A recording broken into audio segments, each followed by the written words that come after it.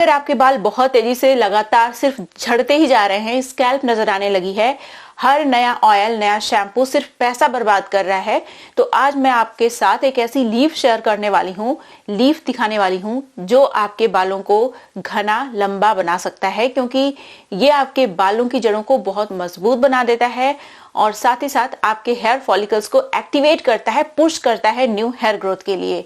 आज की वीडियो में जो रेमेडी मैं शेयर करने वाली हूँ, ये बहुत ही पुराने जमाने से लोग यूज करते आए हैं अपने बालों की जड़ों को मजबूत बनाने के लिए। आजकल वाले जमाने में हम लोग नेचुरल चीजों को यूज नहीं करना चाहते, क्योंकि हमारा ट्रस्ट उस पर कम है, बाकी केमिकल वाली चीजों पे ज्यादा है, क्योंकि केमिकल वाली चीजों का क्विक रिजल्ट मिल जाता है, नेचुरल चीजें थोड़ा सा टाइम लेती हैं। लेकिन अगर आप इस लीफ का यूज करते हैं तो आपके बाल लंबे घने मजबूत होंगे, बालों का झड़ना बहुत हद तक रुक जाएगा। नमस्कार, मैं हूं गरिमा और स्वागत है आपका मेरे यूट्यूब चैनल पे। इस तरीके की यूजफुल रेमेडीज अगर आपको देखनी है तो मेरे चैनल को सब्सक्राइब जरूर करिएगा, बेल आइकन को भी प्रेस कर लीजिएगा। और आप लोगों से रिक्वेस्ट है, आप सुने ना सुने आपकी मर्जी, रिक्वेस्ट ये है कि अगर वीडियो अच्छी लग जाती है तो लाइक कर दीजिएगा, लाइक करना बिल्कुल भी फ्री है। अब चलिए बिना किसी देरी के वीडियो शुरू कर लेते हैं। इस वीडियो में एक मिस्टेक भी मैं बताने वाली हूँ जो आम तौर पे जाने अनजाने हम में से बहुत सारे लोग करते हैं, जिसकी वजह से हमारे बाल झड़ जाते हैं। ये कोई डाइट और केमिकल वाली चीजों के बारे में नहीं है, कुछ और है। इस रेमेडी को बनाने के लिए एक सिंपल से लीफ की जरूरत पड़ेगी जो आपको आराम से अगल बगल मिल जाएगा। इसे बनाने के लिए सबसे पहले तो आपको लोहे की कढ़ाई लेनी है। इसे धीमी आंच पे ही रखिएगा, आंच तेज मत करिएगा, इस बात का खास ख्याल रखिए। अब इसमें एक विशेष तरीके का ऑयल मैं यूज करने वाली हूँ। आप अपना कोई भी पसंदीदा ऑयल ले सकते हैं जो आपके बालों में बहुत ही अच्छे से काम करता है, लेकिन यहाँ पे मैं पर्टिकुलरली कोकोनट ऑयल का यूज कर रही हूँ। कोकोनट ऑयल का जो मॉलिक्यूलर वेट होता है बहुत ही कम होता है, ये बहुत ही लाइट वेट होता है और इसके जो मॉलिक्यूल्स होते हैं बहुत स्मॉल स्मॉल होते हैं, जो इजीली हमारे हेयर क्यूटिकल में, हेयर फॉलिकल्स में अब्जॉर्ब हो जाते हैं और इसका हमारे बालों को बहुत ही अच्छा रिजल्ट मिलता है। तो यहाँ पे कम से कम 3-4 चम्मच के बराबर ऑयल मैंने लिया है। अगर मैं इसको आपको ग्राम्स में बताऊं, ml में बताऊं, तो आपको 250 ml के बराबर ये ऑयल ले लेना है। आप अपना कोई भी ऑयल ले सकते हैं, सरसों का तेल भी ले सकते हैं अगर आपकी स्कैल्प सेंसिटिव नहीं है, अगर आपके बालों में ये अच्छे से काम करता है तो। अब इसमें आपको पान की पत्ती का यूज़ करना है। मैं जिस लीफ की बात कर रही थी वो पान की पत्ती ही है। इसके अंदर मेडिसिनल प्रॉपर्टीज़ होती हैं, बहुत ही पावरफुल सोर्स होता है एंटीऑक्सीडेंट का, जो हमारे हेयर फॉलिकल्स को डैमेज होने से बचा के रखता है, जिससे कि हमारे हेयर फॉलिकल्स हेल्दी होते हैं। हेयर फॉलिकल हेल्दी होता है, इसका मतलब ये है कि ये हमारे बालों को भी हेल्दी बनाता है, हमारे स्कैल्प को हेल्दी बनाता है। अगर आपकी स्कैल्प में डैंड्रफ वगैरह की शिकायत है उसको ख़त्म करता है। आपकी स्कैल्प में ब्लड सर्कुलेशन बहुत ही अच्छे से बूस्ट करता है, इंप्रूव करता है, जिससे कि आपके हेयर फॉलिकल्स हमेशा एक्टिवेट रहते हैं। हेयर पैपिला प्रॉपर तरीके से फंक्शन करती है, जिससे कि आपके बालों को न्यूट्रिएंट मिलते रहते हैं और आपके बाल रिग्रो करते रहते हैं। अब इसे और ज़्यादा इफेक्टिव बनाने के लिए इसमें आपको ऐड करना है रोजमेरी का ड्राई लीफ। अगर आपके पास फ्रेश रोजमेरी है तो उसका भी यूज़ कर सकते हैं आप। अब इसे अच्छे से धीमी आंच पे कुक कर लीजिएगा तब तक जब तक कि ये पान की जो पत्ती है ये पूरी तरीके से कुक नहीं हो जाती, मतलब पूरी तरीके से इसके अंदर जो वाटर कंटेंट है वो ख़त्म नहीं हो जाता। मैंने यहाँ पे रोजमेरी का ड्राई लीफ ऐड किया है तो इसके अंदर तो कोई वाटर कंटेंट नहीं है, लेकिन पान की पत्ती में है, तो इसीलिए इसे आराम से धीमी आंच पे कुक करते रहिए। आपने देखा आंच हमेशा मैंने धीमी रखी है।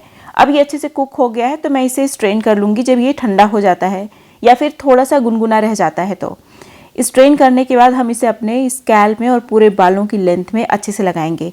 कई बार बहुत सारे लोगों को मैंने देखा है कि उन्हें जब कोई चीज़ पता चल जाता है कि ये बालों के लिए बहुत अच्छा है तो उसे बालों में लगा के बहुत लंबे समय के लिए छोड़ देते हैं। तो इस तरीके से हमारे बालों को अच्छा रिजल्ट नहीं मिलता। स्पेशली अगर ऑयलिंग की मैं बात करूँ तो ऑयल बहुत लंबा आपको अपनी स्कैल्प में नहीं छोड़ना चाहिए। इससे ये होता है कि आपके हेयर फॉलिकल्स क्लॉग हो जाते हैं, हेयर लॉस ज़्यादा होता है। इसीलिए ऑयल को मैं सिर्फ 2 घंटे या फिर 1 घंटे छोड़ती हूँ अपने बालों में। उसके बाद नेचुरल रेमेडी की मदद से अपना बाल धुल लेती हूँ। तो मैं इसी तरीके से ऑयलिंग करती हूँ अपने स्कैल्प में, और इसी तरीके से जो ऑयलिंग है ना मेरे बालों में अच्छे से काम भी करती है। और इसी तरीके से आप ट्राई करके देखिए, आपके बालों में ये सच में बहुत अच्छे तरीके से काम करने वाली है।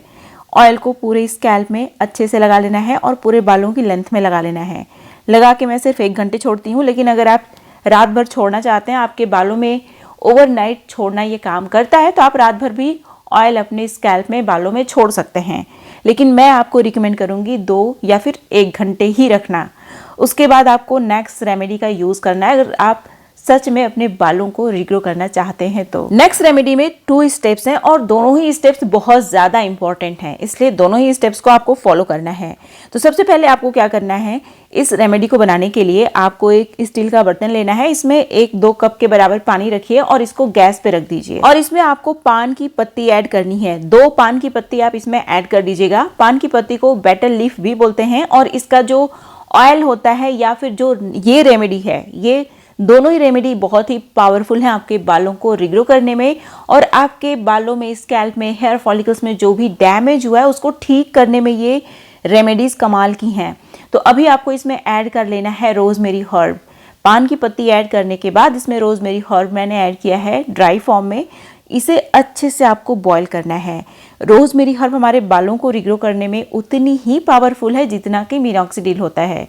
नेचुरल रेमेडी है ये। मिनॉक्सिडिल में तो बहुत सारे केमिकल्स होते हैं, कई बार सेंसिटिव स्कैल्प में वो बहुत सारे लोगों को बहुत सारा नुकसान भी कर देता है, लेकिन ये जो नेचुरल तरीका है ये आपके बालों को रिग्रो करने में कमाल का है। इसके अंदर कोई केमिकल नहीं है, इसका कोई साइड इफेक्ट ही नहीं है, बस अच्छे अच्छे रिजल्ट्स आपको अपने बालों में मिलने वाले हैं इसका यूज करने से। अभी आप देख सकते हैं इसे मैंने अच्छे से बॉईल कर लिया। इसमें एक बार बॉईल आ गया तो धीमी आंच पे कम से कम 10 मिनट के लिए मैंने इसे और पका लिया ताकि ये कॉन्सेंट्रेटेड हो जाए। जब ये कॉन्सेंट्रेटेड हो गया तो मैंने इसे स्ट्रेन कर लिया थोड़ा सा, और जो स्ट्रेन्ड लिक्विड है उसे बाद में आपको यूज़ करना है।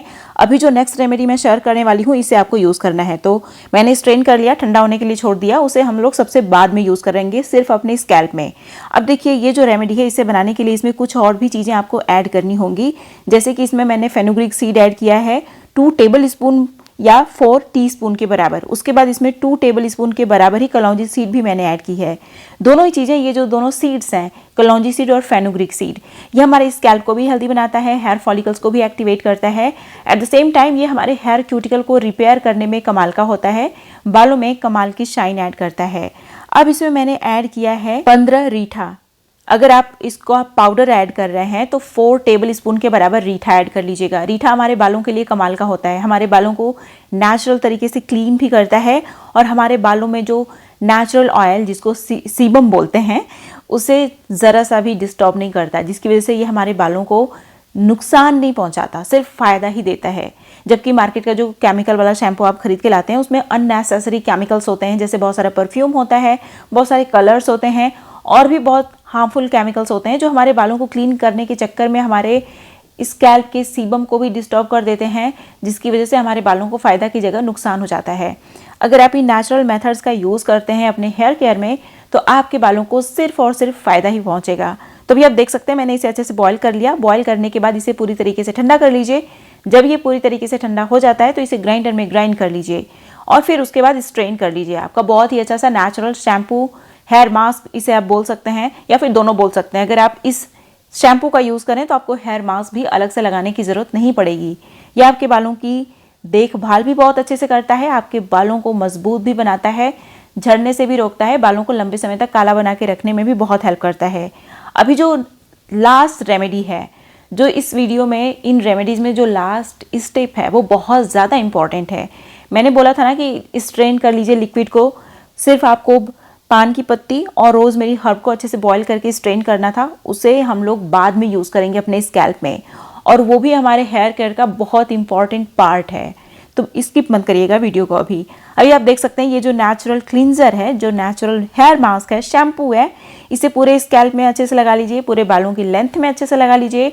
स्कैल्प और बालों का एक एक पोर्शन अच्छे से कवर कर लेंगे और 2 घंटे के लिए छोड़ देंगे तो आपके बाल नेचुरल तरीके से क्लीन हो जाएंगे।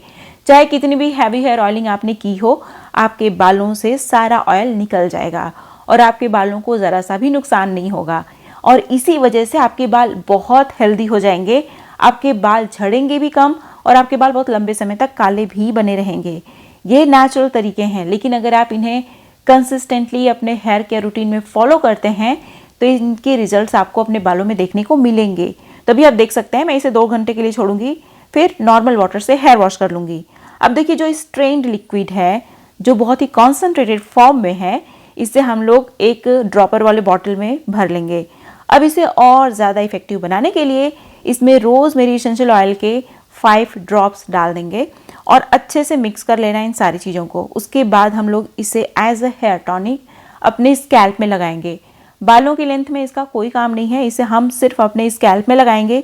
लेकिन स्कैल्प में लगाने से पहले आपको अपने स्कैल्प की डर्मा रोलिंग करनी होगी अगर आप चाहते हैं कि इसके पूरे के पूरे बेनिफिट्स आपके स्कैल्प को मिलें। तो अगर आप इस तरीके से इस हेयर टॉनिक को अपने स्कैल्प में लगाते हैं तो ये बहुत ही अच्छे से आपके हेयर फॉलिकल्स में पेनिट्रेट कर जाता है और उनको एक्टिवेट और स्टिमुलेट करने में हेल्प करता है, जिसकी वजह से आपके बाल रिग्रो करते हैं।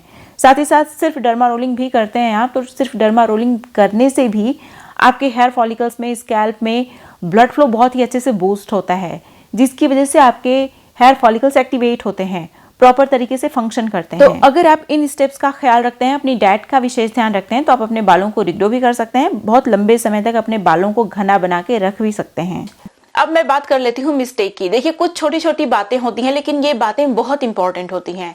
कई बार हम लोग सिर्फ एक कॉम्ब का यूज करते हैं, इसे यूज करते ही जाते हैं, इसको वॉश नहीं करते, बाल तो धुलते हैं, कॉम्ब नहीं धुलते, जो हमारी बहुत बड़ी गलती है। कॉम्ब धुलने के साथ साथ आपको अपनी हेयर एसेसरी जैसे कि क्लचर हो गया या फिर इस तरीके का बैंड हो गया जो हम लोग चोटी बनाते वक्त यूज करते हैं, इसे भी हर हफ्ते वॉश करना बहुत जरूरी है। आपके बाल साफ सुथरे हैं, शैम्पू कर लिया है एकदम चकाचक, लेकिन गंदा कॉम्ब, गंदा बैंड या फिर गंदा क्लचर आप यूज कर रहे हैं तो बालों को फायदा नहीं, नुकसान पहुंचने वाला है। इसलिए इन सारी चीजों का भी ध्यान रखिएगा।